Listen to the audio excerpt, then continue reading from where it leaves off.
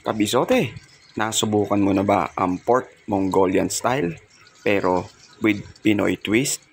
Panoorin mo ang video na to at ituturo ko sa'yo. Let's go! I-marinate mo lang yung pork kasim sa toyo at paminta. Mga 30 minutes ay okay na. Then, imekos-mekos mo lang yan, kabisote.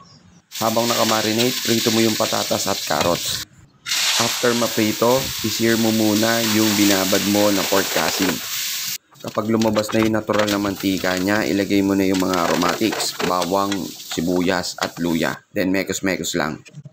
Gawin muna natin yung sauce niya, kabisote. Magli ka lang ng toyo, oyster sauce, chili garlic, paminta, and then cornstarch. At lagyan mo din ng tubig. Kapag okay na, ibuhos mo na ito sa pork kasim na sinir mo kanina.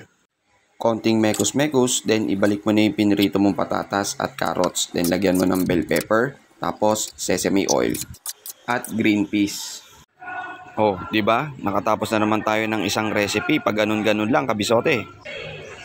Paki-follow, like and share mo na rin ang video na ito para makatulong din sa iba ang mga simpleng recipe.